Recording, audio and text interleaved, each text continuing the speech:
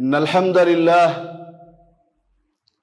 نحمده ونستعينه ونستغفره ونستهديه ونعوذ بالله من شرور أنفسنا ومن سيئات أعمالنا. من يهده الله فلا مضل له ومن يضلله فلا هادي له. وأشهد أن لا إله إلا الله وحده لا شريك له، وأشهد أن محمدًا عبده ورسوله وصفيه من خلقه، أرسله تعالى للعالمين بشيرا ونذيرا وداعيا إلى الله بإذنه وسراجا منيرا. وعلى آله وأصحابه والتابعين لهم بإحسان إلى يوم الدين. أما بعد، عباد الله، أوصيكم وأوصي نفسي بتقوى الله، فقد فاز المتقون. قال الله تبارك وتعالى في محكم تنزيله: إن للمتقين مفازا. Ndugu zangu Waislamu, baada ya kumshukuru Mwenyezi Mungu Subhanahu wa Ta'ala, kuregesha shukrani za dhati kwake yeye ni jambo la wajibu, na kumtakia rahma Mtume Muhammad sallallahu alayhi wasallam, ambaye kwamba ameileta dini hii kutoka kwa Mwenyezi Mungu Subhanahu wa Ta'ala, akatufundisha kila ambacho kwamba Mwenyezi Mungu Subhanahu wa Ta'ala alimpatia ili atufunze sisi. Mpaka mwisho wa hutuba yake aliuliza, ala hal ballaghtu, je, nimefikisha? Akaambiwa, ballaghta, umefikisha.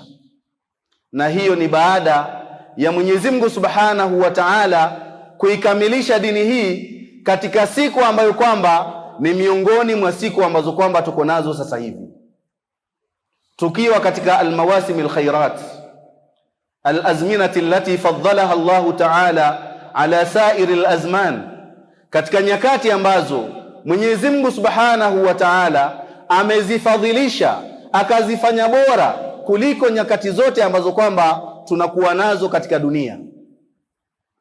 Hadithi ya Jabir, Mtume sallallahu alaihi wasallam alisema, afdalu ayami sana ayami al-ashara, bora zaidi ya siku zote za ulimwenguni mwaka mzima ni hizi siku 10 za Dhulhijja ambazo kwamba sasa hivi tuko ndani yake. Mwenyezi Mungu Subhanahu wa Ta'ala amedhihirisha usiku hizi katika Qur'ani tukufu, akaelezea ubora wa siku hizi katika Al-Qur'anul Karim. Mtume sallallahu alaihi wasallam akarudi akatuelezea ubora wa siku hizi 10 za Dhulhijja za kwanza, ambazo kwamba ni siku bora zaidi katika siku za ulimwenguni katika maisha yetu. Na masahaba watukufu wakawa wanadhihirisha ubora wake na kufanya bidii zaidi katika hizi siku 10 za mfungo tatu kuliko siku zingine zote katika maisha yao. Mwenyezi Mungu Subhanahu wa Ta'ala, kama tunavyomfahamu Mwenyezi Mungu, ukubwa wake na daraja yake huwa adhim, yeye ni mkubwa. Khaliqu kulli shay'in, ameumba kila kitu. Aqsama bihadhihi al-ayyam, ameapa na hizi siku 10 za kwanza za Dhulhijja. Wal adhimu la yaqsim illa bi'adhim, na mtu mkubwa hawezi kuapa isipokuwa na kitu kikubwa. Ile Mwenyezi Mungu kuapa na hizi siku inaonyesha ukubwa kiasi gani ambao uko ndani ya siku hizi ambazo sasa hivi tuko ndani yake, kuanzia mwezi ulipotoka mpaka tufikishe siku ya 9, siku ya Arafa, na mpaka tufikishe siku ya 10, yaumun nahar, ambayo ni siku ya kuchinja. Akasema Mwenyezi Mungu Subhanahu wa Ta'ala katika suratul Fajr, wal fajr wa layalin ashir, akaapa na wakati wa alfajiri ambao ni wakati muhimu sana. Na ukiangalia Mwenyezi Mungu Subhanahu wa Ta'ala kulingana na ahmiyatul waqt, umuhimu wa wakati katika maisha ya mwanadamu, aliapa na nyakati zote ambazo kwamba tunaishi ndani yake. Aliapa na wakati wa fajr, akasema wal fajr wa layalin ashir, Akaapa na wakati wa dhuha wa mchana, akasema wadhuha wal layli idha saja, akaongeza kabisa na usiku. Akaapa na wakati wa asr, wal asr innal insana lafi khusr.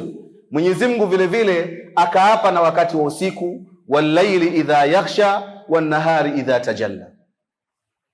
Ukiangalia nyakati zote Mwenyezi Mungu Subhanahu wa Ta'ala aliapa nazo kwa sababu ya umuhimu wa kutumia wakati wetu vizuri, la siyama fi hadhihi al-ashr al-awail min Dhulhijja. Lazima tujitahidi sana sana katika hizi siku 10 za Dhulhijja, siku ambazo kwamba Mwenyezi Mungu Subhanahu wa Ta'ala ameapa nazo katika Qur'ani, akasema wal fajr, na hapa na wakati wa fajr, na hapa na swala ya fajr, wa layalin ashir, na hapa na siku 10 za Dhulhijja. Ulama utafsir wakiongozwa na Ibn Abbas walisema wa layalin ashir ni ayami al-ashara min Dhulhijja, siku 10 za kwanza za mwezi mtukufu wa Dhulhijja. Ukiwa Dhulhijja ni miongoni mwa miezi ambayo kwamba Mwenyezi Mungu Subhanahu wa Ta'ala aliifadhilisha na akadhihirisha fadhila zake na ukubwa wake katika Al-Qur'anul Karim. Kabla hajakuja akadhihirisha ukubwa wa hizi siku 10, alitaja ukubwa wa mwezi mzima. Inna iddata shuhuri inda Allahi 12 shahran fi kitabillah yawma khalaqa as-samawati wal ard dhalika ad-dinul qayyim minha arba'atun hurum fala tadhlimu fihinna anfusakum.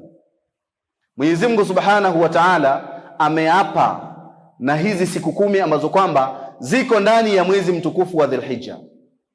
Mwezi huu Mwenyezi Mungu amesema hakika idadi ya miezi mbele ya Mwenyezi Mungu Subhanahu wa Ta'ala 12 shahran, ni miezi 12. Yauma khalaqa Allahu samawati wal ard, tangu siku Mwenyezi Mungu alipoumba mbingu zake na ardhi zake, alijalia kwamba mwaka mmoja ni miezi 12. Hakuna mtu ambaye kwamba alikuja baada yake akafanya research ndio akatupangia miezi 12 katika mwaka, isipokuwa ni Mwenyezi Mungu aliumba hivyo hivyo. Siku ya kwanza alipoumba dunia, akaumba mbingu, akaumba ardhi. Anasema minha, katika hiyo miezi 12, arba'atun hurum, kuna miezi 4 mitukufu. Katika hii miezi 4 mitukufu ambayo Qur'ani haikuifafanua ni miezi gani, Mtume Mwenyezi Mungu Subhanahu wa Ta'ala ametuambia fala tadhlimu fihinna anfusakum, msidhulumu ndani ya miezi hiyo nafsi zenu.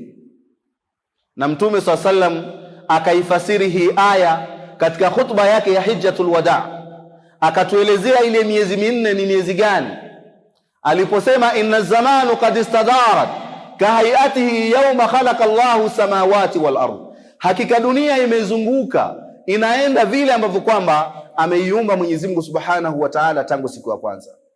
As-sana 12 shahran, Mtume anatuambia mwaka mmoja ni miezi 12 katika khutba yake ya Hijjatul Wada.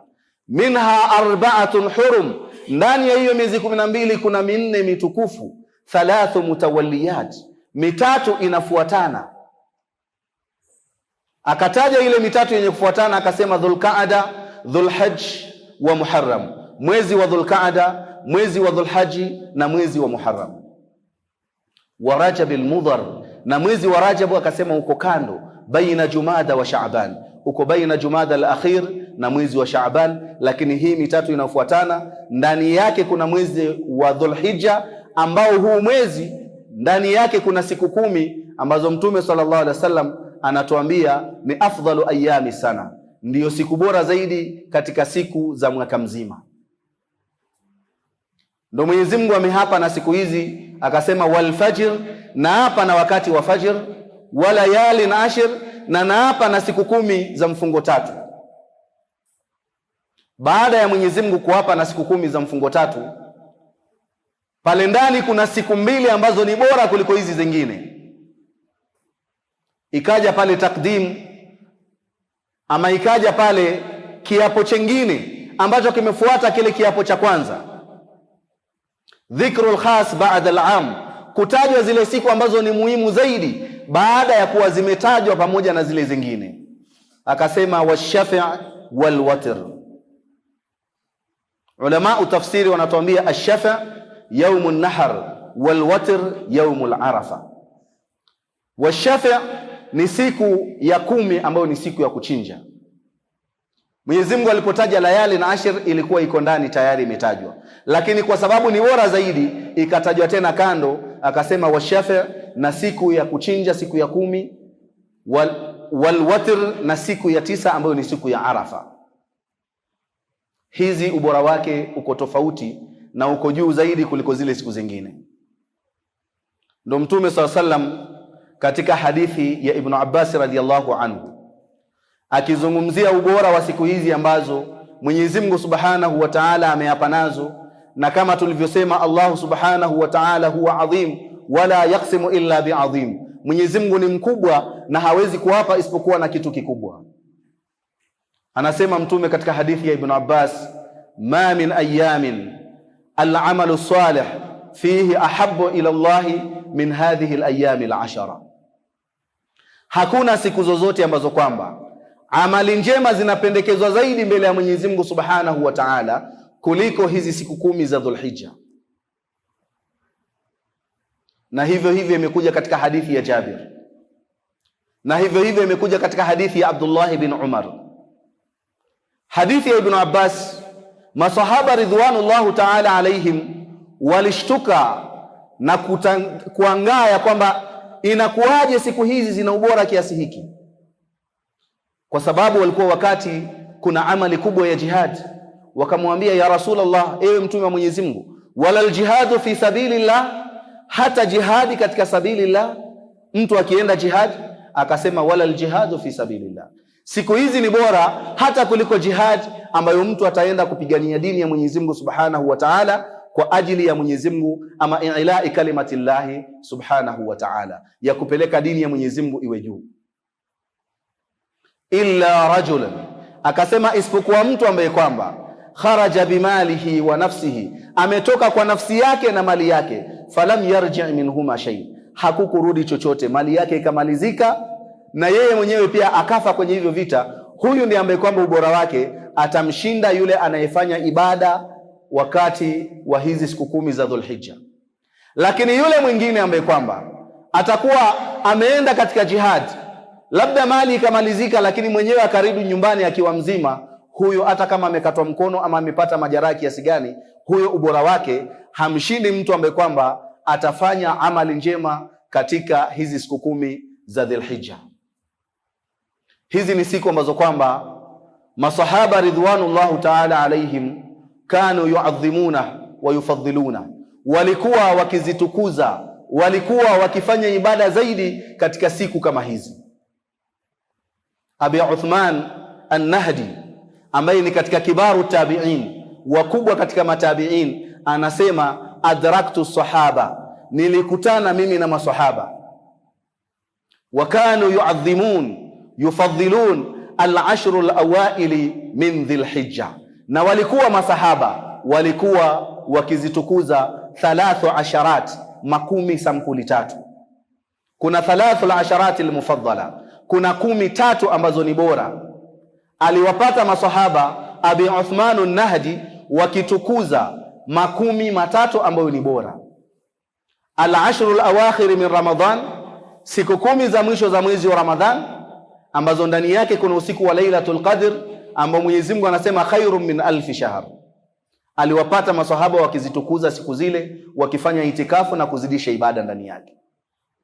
Wal ashrul awaili min Dhilhijja, na siku 10 za kwanza za mwezi wa Dhilhijja ambazo sasa hivi tuko ndani yake, Abi Uthman an-Nahdi aliwapata maswahaba wanafanya bidii katika siku hizi. Wengine wanahitimisha Qur'ani ndani ya hizi siku 10, wengine wanazidisha kutoa sadaka, wanazidisha ibada za faradhi na za sunna, kwa sababu fihi tajtamiu ummahatul ibadat, ndani ya siku 10 hizi ambazo tuko ndani yake zinakusanyika ibada zote ambazo kwamba ni bora kwa Muislamu kuzifanya.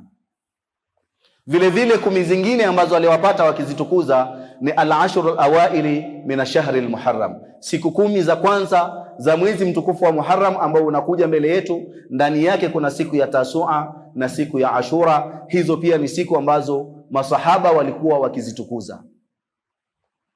Ndo akasema Al-Hafidh Ibn Hajar Al-Asqalani katika Al-Fathul Bar akizungumzia hizi siku 10 alisema ubora wa hizi siku 10 umepatikana kwa sababu fiha tajtamiu ummahatul ibadat, ndani yake zinakusanyika ibada zote kubwa. Fafiha alhajj wal umra, ndani yake kuna ibada ya haji, kuna ibada ya umra. Ndani yake kuna siyam, kuna ibada ya kufunga hizi siku 10 za Dhulhijja. Ndani yake kuna ibada ya swala, ndani yake kuna ibada za kutoa sadaka, ndani yake kuna ibada ya kuleta dhikri kama walivyokuwa wakifanya maswahaba watukufu ridwanullahu ta'ala alaihim ajma'in.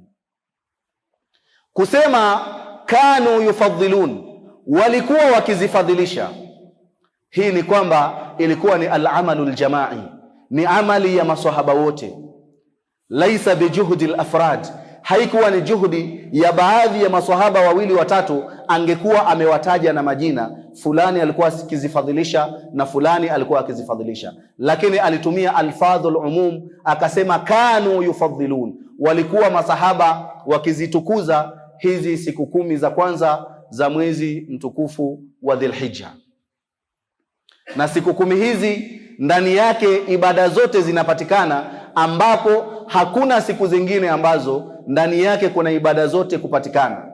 Hata siku 10 za mwisho za mwezi wa Ramadhan ndani yake hakuna haji, ndani yake hakuna kuchinja, lakini siku 10 hizi ndani yake kuna swala ambazo tunaswali kila siku, ndani yake kuna zaka, wale ambao kwamba mali zao zimefika kiwango ama zimemaliza mwaka wanatakiwa kutoa zaka ndani ya siku 10 hizi. Ndani yake kuna ibada ya saum ambayo tumeambiwa tufunge siku 10. Amali njema ukifanya ndani yake ni bora kuliko siku 10 zingine ama kuliko siku zote zingine, na katika amali bora mojawapo ni amali ya saum. Na vile vile imepokewa na Anas bin Malik kutoka kwa azwaji nabii sallallahu alaihi wasallam wakisema ya kwamba kana nabii sallallahu alaihi wasallam yasumu al-ashr al-awail min Dhulhijja, Mtume sallallahu alaihi wasallam alikuwa akifunga siku 10 za kwanza na Dhulhijja. Wakisema siku 10 inakusudiwa siku 9 kwa sababu siku ya mwisho ni siku ya nahari, ambayo ni siku yaumu aklin wa shurbin,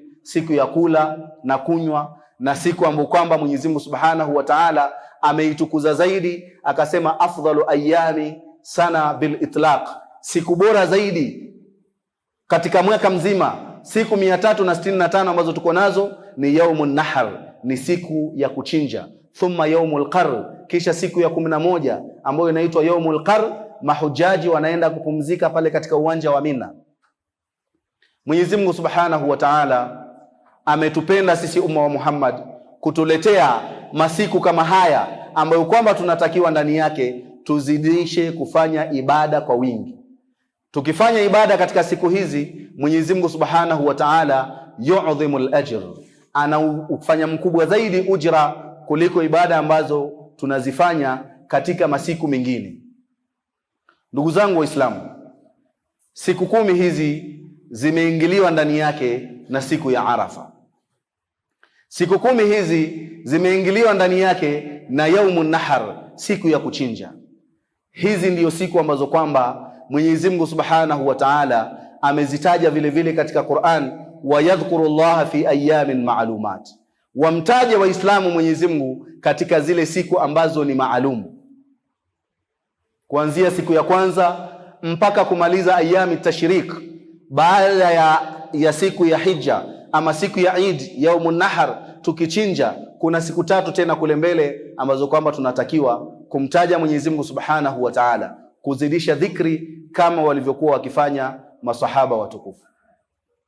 Imepokewa ya kwamba, na ameyazungumza maneno haya al-Imam al-Bukhari, kana ibn Umar wa Abu Huraira, alikuwa Abdullah ibn Umar na Abu Huraira yujhiruna au yudhhiruna bitakbir, wanajihirisha takbira zao kwa sauti, fi turuqati wa fil aswaq, njiani, kwenye soko, kila pahali ambapo kwamba wanaenda walikuwa wanajihirisha takbira zao, wanaleta takbira kama takbira za Idi kabla siku ya Idi katika hizi siku 10 kwa sauti kubwa, wa yukabbiru nasi bitakbirihim, na watu wanaleta takbira nyuma ya takbira zao wakisema Allahu akbar, Allahu akbar, Allahu akbar, na watu wengine nao wanafuatia zile takbira ambazo Abdullah ibn Umar analeta na Abu Huraira analeta, wanazunguka, wanaenda sokoni, wanaenda kila pahali, wakiwa hata nyumbani wanajihirisha takbira zao, kwa sababu ni miongoni mwa amali bora tunazotakiwa kuzifanya katika siku 10 hizi za kwanza za mwezi wa mfungo tatu. Vile vile ikapokewa ya kwamba Umar ibn Khattab radhiyallahu anhu alikuwa analeta takbira zake kwa sauti akiwa juu ya jabali la Mina. Kana yukabbiru bisautin wa huwa fi Mina, akiwa Mina juu ya jabali analeta takbira zake kwa sauti. Takbira hizo yukabbiru nasi fi Mina, watu ambao wako pale Mina wanaleta takbira, watu ambao wako ndani ya msikiti wanaleta takbira, mpaka watu ambao wako sokoni wanaleta takbira, hata yartajja Mina takbiran, mpaka Mina inakuwa imejaa takbira, ni kelele tu za takbira, kwa sababu wako katika siku 10 ambazo kwamba ni muhimu zaidi katika siku zetu za maisha ya hapa duniani. Mwaka ukianza mpaka ukiisha, tutapata siku 10 hizi ndio siku ambazo ni bora kuliko siku 10 nyingine ambazo kwamba tutapata. Hapa swali huwa linatokea, al-ayami al-ashr al-awakhir min Ramadan wal ayami al-ashara al-awwal min Dhulhijja ayyuhuma afdal? Tulizungumziwa juzi Ramadhani, tukaambiwa hizi siku 10 za Ramadhani ndio siku bora kabisa katika ulimwengu. Ndani yake kuna siku ya Lailatul Qadr ambayo ndio siku bora zaidi katika siku zote za ulimwengu. Hadithi nyingine inakuja inatuambia siku bora zaidi ni siku 10 za mfungo tatu, na siku bora zaidi ni siku ya Arafa na siku ya Nahar, siku ya kuchinja, na Yaumu Qari ambayo kwamba ni siku ya 11 mahujaji wanakuwa wameenda Mina. Fa ayyuhuma afdal, ni gani ambazo ni bora kuliko nyingine? Hadithi hizi hazina tanaqud, hazijagongana, bali zimeelezea wakati tofauti. Fajamaa ulama'ul ahadith hadhihi alhaditha, wakazikusanya ulama'ul hadith hizi hadithi ambazo zinazungumzia ubora wa siku 10 za Dhulhijja, na hadithi ambazo zinazungumzia ubora wa siku 10 za Ramadhan, ambazo msikiti ulikuwa umejaa itikafu, watu wanasoma Qur'ani kumaliza na kufanya ibada kwa wingi, kutoa sadaka na kujitahidi katika kufanya mambo ya khairat. Walipozikusanya hadithi hizi wakaziweka kitu kimoja, adraku ala anna al-ashr al-awakhir min Ramadan, walipata ya kwamba siku 10 za mwisho za mwezi mtukufu wa Ramadhan ni bora kuliko siku 10 za mfungo tatu lailan, wakati wa usiku. Katika nyakati za usiku, siku 10 za Ramadhani za mwisho ni bora zaidi kuliko hizi siku 10 ambazo tuko ndani yake. Na wakapata ya kwamba siku 10 ambazo kwamba tuko ndani yake za mfungo mtatu za Dhulhijja ni bora zaidi kuliko siku 10 za Ramadhani na haran, mchana. Hizi siku 10 tulizo ndani yake ndiyo siku 10 bora kuliko siku zote maishani, ama siku zote za mwaka. Lakini usiku, siku 10 za mwezi mtukufu wa Ramadhani za mwisho ni bora zaidi kuliko siku zote ambazo kwamba tuko nazo katika hizo siku. Ndiyo maana tunaona Arafa inakuwa mchana, na hiyo ndiyo ibada muhimu katika haji. Lakini Lailatul Qadr inakuwa usiku ambao kwamba hauna mchana, ni usiku wa Lailatul Qadr. Kwa hivyo kulingamana na usiku, siku bora zaidi ni siku ya Lailatul Qadr. Kulingamana na mchana, siku bora zaidi ni siku ya Arafa ambayo iko ndani ya mwezi huu, na siku ya Nahari ambayo ni siku ya kuchinja. Hizi mbili zote zimekuwa bora. Siku ya Arafa ni siku ya kuzidisha ibada, siku ya kufanya dua kwa wingi, alafu siku ya Nahari ni siku ya kutoa shukrani kwa Mwenyezi Mungu, na siku ya Mwenyezi Mungu Subhanahu wa Ta'ala kutulipa. Aqulu qawli hadha wa astaghfirullah al-azim li wa lakum fastaghfiruhu innahu huwal ghafurur rahim wa huwal barrul karim. Alhamdulillah hamdan kathiran tayyiban mubarakan fihi ala kulli hal, hamdan yuwafi ni'mahu wa yukafi mazida. Ya rabbana lakal hamdu ya rabb kama yanbaghi li jalali wajhik wa 'azimi sultanik. Subhanaka la nuhsi thanaan alayk anta kama athnayta ala nafsik. Wa nusalli wa nusallimu ala rasulihil karim sayyidina Muhammad bin Abdullah wa ala alihi wa ashabihi wattabi'ina lahum biihsanin ila yaumiddin, amma ba'd. Ikhwata al-afadhil, idha kunna fi hadhihi al-azmina madha yajibu alaina an naf'al. Kama Mwenyezi Mungu ametujalia tukaafikiwa tukapata zile siku 10 za Ramadhani za mwisho, tukafanya ibada zetu kwa wingi, tukapumzika hapo miezi miwili, tukapata tena siku 10 ambazo ni bora zaidi kuliko siku zote za duniani, tunatakiwa tufanye nini? Tunatakiwa katika siku hizi kwanza tujitahidi kufunga. Ibada ya saum ni katika ibada bora ambazo Mwenyezi Mungu Subhanahu wa Ta'ala amezifadhilisha. Tufunge hizi siku 10. Na wale ambao kwamba watakuwa na udhuru ama watakuwa na uvivu wa kufunga hizi siku 10 kwa sababu ambazo kwamba labda ni tofauti, wanatakiwa kufanya bidii kufunga siku moja ya Arafa. Ukishindwa kufunga hizi siku 9 ama 8, ufunge siku ya 9 ambayo ni yaumu Arafa, siku ambayo Mtume sallallahu alaihi wasallam aliisifu kivyake alipoulizwa kuhusiana na yaumu Arafa, akasema ahtasib, natarajia ya kwamba siku hiyo an yukaffira Allah, Mwenyezi Mungu Subhanahu wa Ta'ala anasamee dhunuba sana allati qabla, madhambi ya mwaka ambao kwamba ulikuwa kabla yako, wa dhunuba sana allati ba'da, na madhambi ya mwaka ambao kwamba uko baadaye.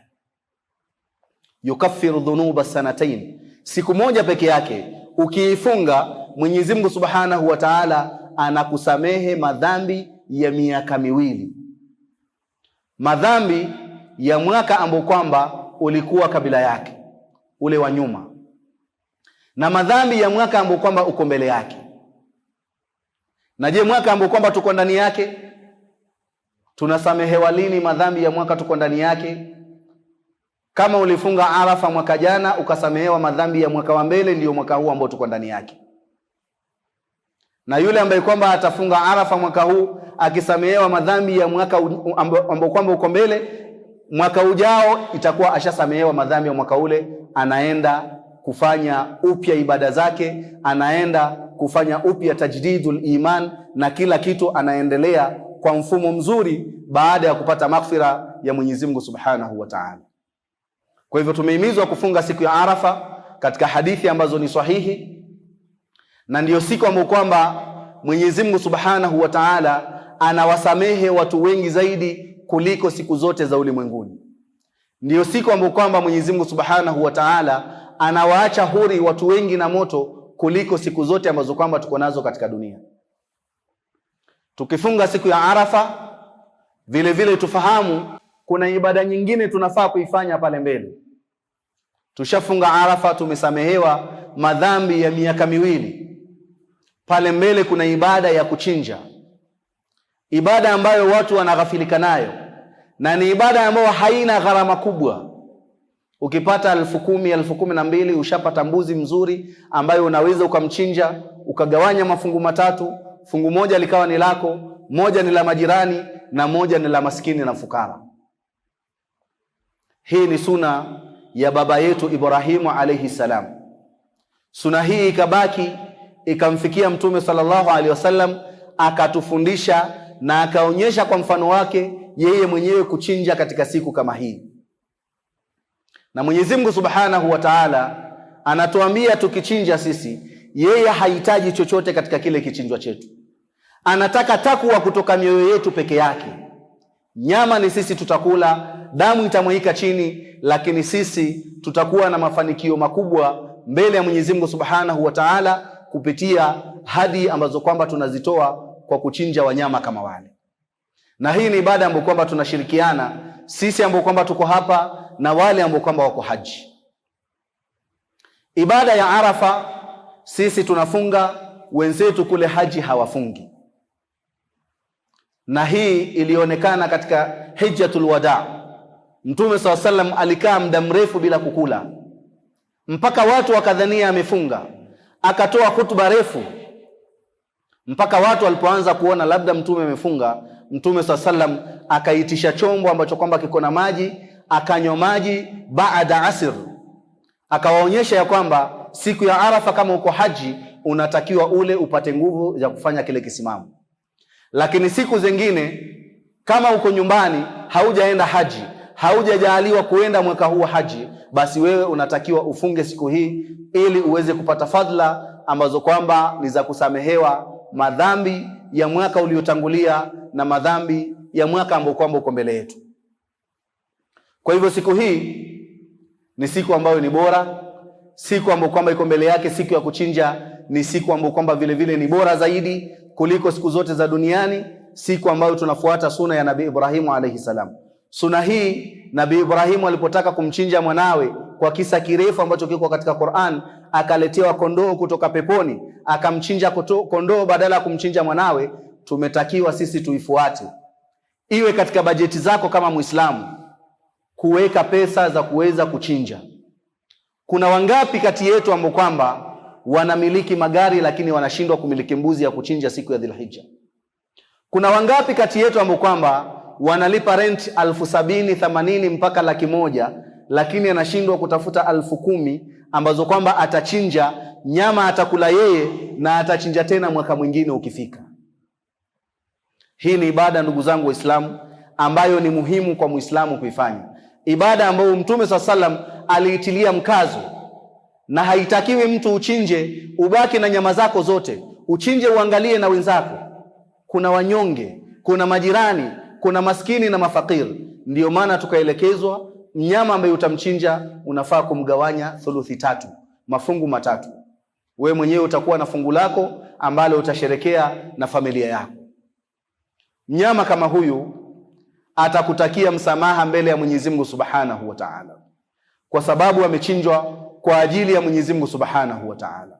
Mbali na vitoweo ambavyo kwamba tunachinja siku zingine, mbali na vitu ambavyo kwamba tunachinja katika sehemu za sherehe ambayo si sherehe kama hii, hizi ni tofauti, lakini hii ni special kwa Waislamu kuchinja, kusherehekea ili tuweze kupata msamaha Mwenyezi Mungu Subhanahu wa Ta'ala. Miongoni mwa sunna za kuchinja, Mtume SAW alisema yoyote ambaye kwamba atakuwa ana imani ya kwamba atadhahi, idha dakhala hilalu dhulhijja, ukiingia mwezi wa Dhulhijja, wa arada ahadukum an yudhahiya, na akataka mmoja wenu kuchinja, ana nia ya kuchinja, fala ya'khudhanna min sha'rihi wala min adfarihi shay'an, hatakiwi mtu yule kunyoa nywele zake za sehemu yoyote wala kukata kucha zake mpaka siku 10 zile ziishe, achinje. Akimaliza ndio anatakiwa kuanza kukata kucha na kunyoa. Na nahi hapa ulama wengi wamesema ni ya taharimu, ni ya kuharamisha, pamoja na kwamba kuna wengine wamesema ni ya karahia, lakini dalili zinaonyesha ni ya taharimu. Mtu ambaye kwamba atakuwa labda amenyoa kwa kukusudia, fa alaihi tauba, ni lazima atake tauba kwa Mwenyezi Mungu Subhanahu wa Ta'ala. Na kama mtu amenyoa jahalan, labda hajui, ama amekata kucha kwa sababu ya kutojua, ama kughafilika, ama kusahau, huyo atakuwa hana makosa, ataleta istighfari na atakuwa hayuko katika jambo la haramu wala hayuko katika kosa kubwa ambalo kwamba limetangazwa kwa yule ambaye kwamba amekuwa na nia ya kuchinja, lakini anatakiwa asinyoe nywele zake wala asitoe kucha zake. Mtume SAW kumalizia alionyesha zaidi umuhimu wa kuchinja, mpaka akawaambia masahaba kuweka waidi ambao kwamba ilikuwa ni kali. Akawaambia man kanat lahu saa, yoyote ambaye kwamba atakuwa na uwezo fi an yudhahia, ya kwamba yeye anaweza kununua mnyama na achinje, fala yudhahia, lakini hakuchinja, fala yaqrubanna musallana, huyo mtu hasije kwenye msikiti wetu. Kama una uwezo wa kuchinja lakini haukuchinja, Mtume SAW amesema mtu huyu kwa sababu ya uzito wa ibada ya kuchinja, kama ameacha kwa makusudi, basi asije msikitini kuswali na sisi swala ya Idi na swala zingine. Yeye ni mu'min pamoja na sisi, lakini anaacha ibada ambayo kwamba ni nzito, ibada ambayo ni muhimu, ibada ambayo imeanza wakati wa Nabii Ibrahim mpaka Mtume SAW, mpaka maswahaba, mpaka tabi'in. Ukiiacha ibada hii kama una uwezo, unakuwa katika makosa makubwa zaidi. Ibadallah, yaqulu Allahu tabaraka wa taala fi muhkami tanzilihi, inna Allaha wa malaikatahu yusalluna ala nabi ya ayyuhalladhina amanu sallu alayhi wa sallimu taslima. Allahumma salli ala Muhammad wa ala ali Muhammad kama sallaita ala Ibrahim wa ala ali Ibrahim fil alamin innaka Hamidum Majid. Wa barik Allahumma ala Muhammad wa ala ali Muhammad kama barakta ala Ibrahim wa ala ali Ibrahim fil alamin innaka Hamidum Majid. Warḍa Allahumma an Abi Bakr as-Siddiq wa Umar al-Faruq wa Uthman dhi an-Nurayn wa Ali al-Wafi ar-Radhi wa jami' as-sahabati Rasulillahi ajma'in wa alayna fihim wa ma'ahum bi rahmatika arhamar rahimin wat-tabi'in wa tabi'ihim bi ihsanin ila yawmiddin. Allahumma a'izz al-Islam wal muslimin wa adhill ash-shirka wal mushrikin wa dammir a'da'aka a'da' ad-din. اللهم انصر إخواننا المجاهدين في كل مكان. اللهم انصر إخواننا المستضعفين في مشارق الأرض ومغاربها. اللهم ربنا تقبل صلاتنا وصيامنا وركوعنا وسجودنا وتوبتنا يا إله الأولين والآخرين برحمتك يا أرحم الراحمين. عباد الله، إن الله تعالى جمع الفضائل كلها في نصف الآية، فقال إن الله يأمر بالعدل والإحسان وإيتاء ذي القربى، ونهى عن الرذائل كلها في نصف الأخير، فقال وينهى عن الفحشاء والمنكر والبغي يعظكم لعلكم تذكرون. فاذكروا الله العظيم الجليل يذكركم واشكروه على نعمه يزدكم واسألوه من فضله يؤتيكم ولذكر الله تعالى أولى وأعز وأتم وأجل وأكبر. وأقم الصلاة.